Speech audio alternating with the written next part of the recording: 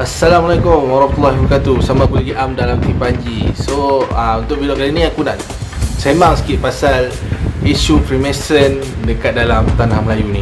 Okay, jom let's go.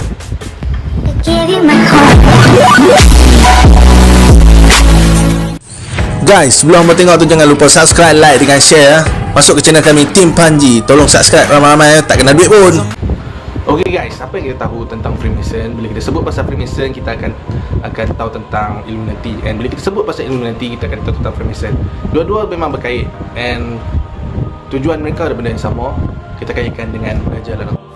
Freemason merupakan pertubuhan yang menyembah Dajjal, seperti lambangnya yang merupakan mata satu, seperti yang diceritakan dalam Al-Quran. So Freemason dekat tanah Melayu ni dah ada lama dah, pada zaman British memerintah tanah Melayu pada masa zaman dahulu lah. Sebab kaum geng-geng British ataupun geng-geng penjajah yang masuk kat tanah Melayu ni bukan saja untuk kontrol ekonomi ataupun meluaskan kuasa, tapi sebenarnya dia ada sesuatu benda yang tersirat yang dia nak sebarkan kepada tanah Melayu ni. Okay. Daripada detail ataupun data yang saya dapat, antara penjajah yang saya dapat kenal pasti yang dia merupakan Mason adalah Francis Light. Francis Light merupakan seorang yang menubuhkan sebuah kota yang bernama Georgetown yang berada di Pulau Pinang sehingga kini. Okey, Francis Light ni dia masuk dekat tanah Melayu, iaitu Kedah pada tahun 1786. Okey, dia masuk ke Kedah, mungkin ada niat-niat yang lain, tapi ada juga niat yang dia yang tersirat. Sebab apa? Sebab dia tubuhkan satu kota yang bernama Georgetown.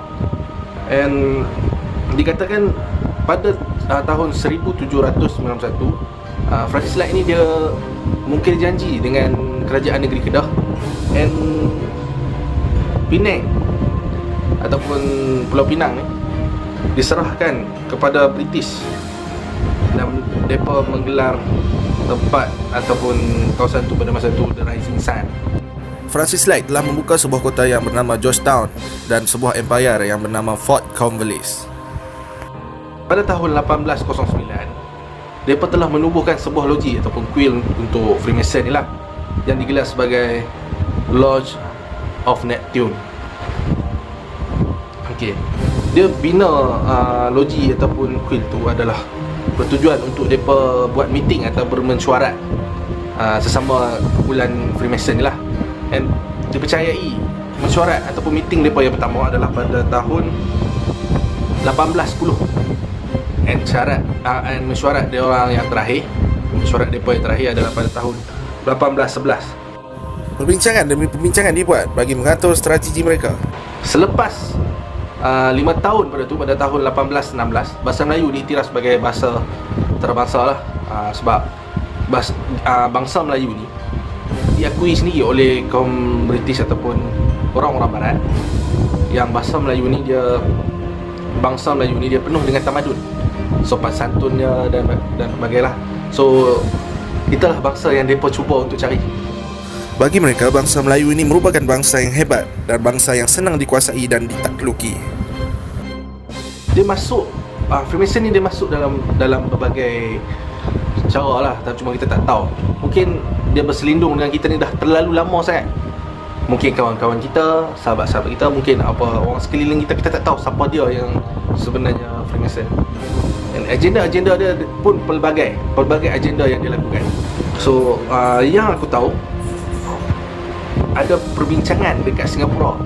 Kalau apa boleh tengok dekat attachment yang tunjuk apa, ada perbincangan dekat Singapura. And dikatakan James Brooke juga ikut berada dekat dalam meeting tersebut.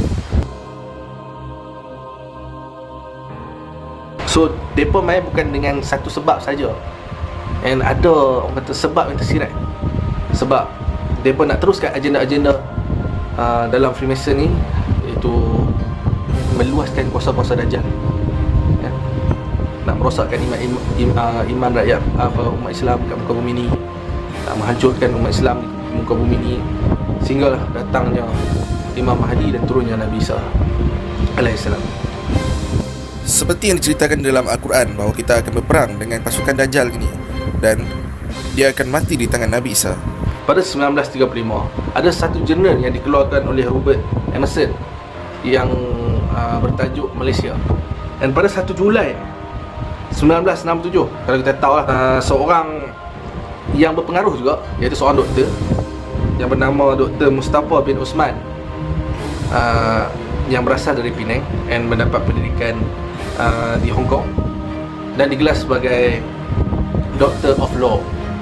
Dia adalah Grand Master untuk Freemason pada masa itu, orang Melayu yang bergelar Grand Master.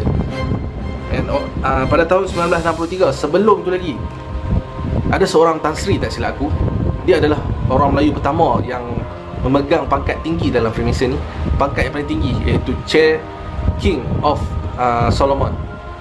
Sebenarnya dekat Malaysia ni dipercayai ada lebih kurang 12 loji ataupun kuil Freemason ni.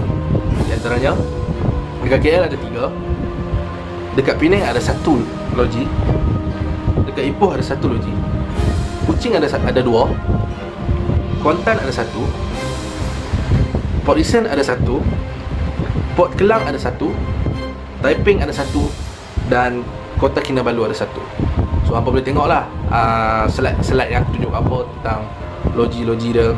Depa ni mungkin dah ada dekat Malaysia ni dah berkurun lama untuk meluaskan depa punya kuasa dan depa punya ajaran lah tentang Freemason ni.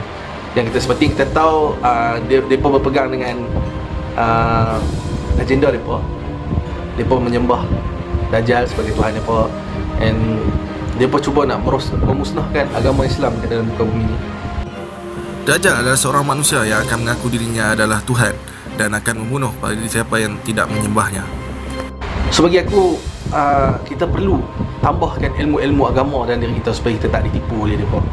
Mungkin ada setengah orang dia berfikiran bahawa apa belajar ilmu agama kan, belajar ilmu agama tapi masih buat perkara-perkara yang tak baik, masih buat perkara-perkara yang salah. Bagi aku, kita sebagai manusia tak lari pada kesilapan dan tak lari daripada kesalahan. Walaupun kita berilmu dengan tinggi ataupun ilmu yang kurang, seorang kita tahu esok ke depan kita macam mana kan. Dia tak boleh ditipu oleh golongan-golongan yang macam ni, and golongan-golongan yang cuba nak menjatuhkan agama kita.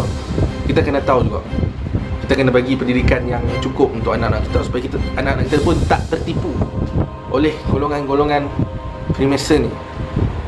So seperti yang kita dapat tahu, mereka sembah setan. Okay. And yang selanjutnya aku akan kaji lagi, aku akan kupaskan lagi isu tentang Freemason ni. So hampa teruskan setia bersama aku lagi dalam Tipanji, dan jangan lupa subscribe, like dan tekan butang lonceng supaya hampa boleh ikut perkembangan aku, perkembangan Tipanji ni. Okay. So jom gerak dulu. Jangan tertipu dengan musuh kita pada akhir zaman. Assalamualaikum. Untuk video seterusnya boleh ke YouTube channel kami Tipanji.